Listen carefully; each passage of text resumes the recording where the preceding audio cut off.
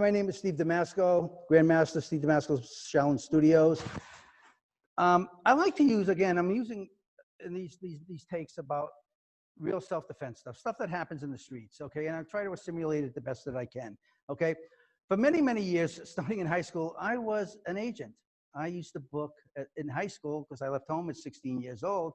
I was actually a manager for a band that would play on the weekends. And things happened, and long story short, I became their manager and started booking or getting them engagements. I did that then and through college. And then after college, I did it full time for a number of years. I was booking not just local bands, but I was booking nightclubs with recording artists all over the world, And one of the things that bothered me the most, okay, because I go into the clubs where my bands were playing, and again, I had 40 bands that I had to keep working 50 weeks a year, 48 weeks a year. And I would go to the clubs and watch them. And I would see these bouncers. And I'm talking about nice places, because I didn't book dives. They were at that time, hotels were booking a lot of groups. But I'd see the bouncers, and inherently, as you know, when people drink and get drunk, they get stupid. Some of them get stupid. And there would be a fight. And now the bouncer has to break them up, okay? So I'm using John right now just to show you the scenario. All right, so what would happen here is I'm gonna be the bouncer, all right? These two start the fight, okay? And then what the bouncer did is they would do this, and they would grab the guy like this and pull him away while John is, the other guy is punching the hell out of him, okay? And I would see this a lot. That's what they do. What's the bouncer do? They're usually pretty big guys or strong guys.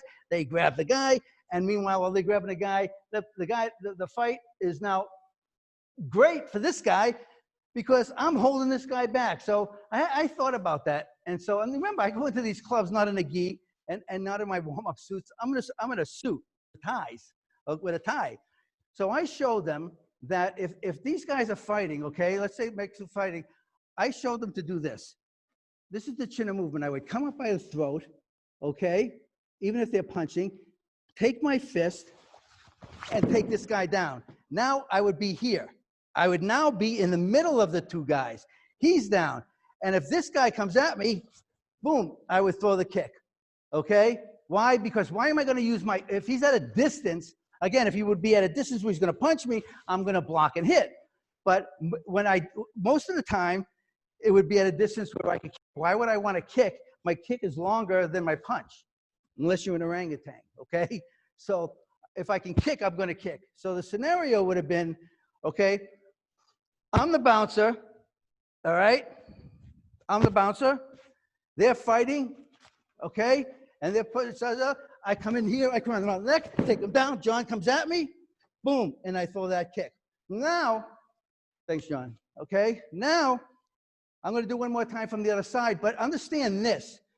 Again, it's a martial art thing. Now, it looks like a simple kick, and it is a simple kick, but where did I hit him? Where did I kick him?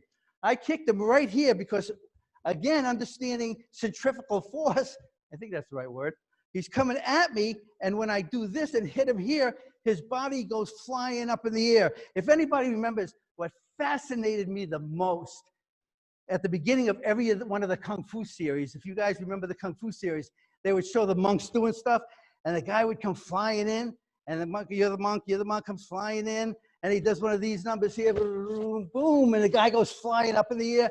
I love that technique. That so much fascinated me, which gives me the impetus to be able to do some of the stuff that I do, and having obviously trained with them for 20 years. So we did it from this angle now. Mark, they're fighting, they're punching. I'm gonna take Mark here, take him down. John comes at me, boom, and I throw that kick. Okay, you okay, John? You have to throw that with control because I don't want to hurt anybody. So remember, the whole thing the whole idea of this was not to hold John or one of them back where I'm grabbing them. I showed this to a lot of bouncers at the clubs, okay, is to be able to get into the middle of them. Now, I've also seen, okay, one more scenario. Now that I'm thinking about it, these two are fighting. Okay, I'll tell you guys what to do. I take Mark down, he goes down. I haven't hit Mark. Okay, John comes at me, I hit him, and then this guy gets back up, boom, and comes at me. And I front ball kick him. He's okay, because what I did with him when I hit him in the chest and he went flying back, I got time to throw that kick at Mark, front ball kick at Mark, and then turn and back up and see where I'm at. Hopefully, this stops everything. And if it doesn't, then it's a whole different world. Thank you for watching.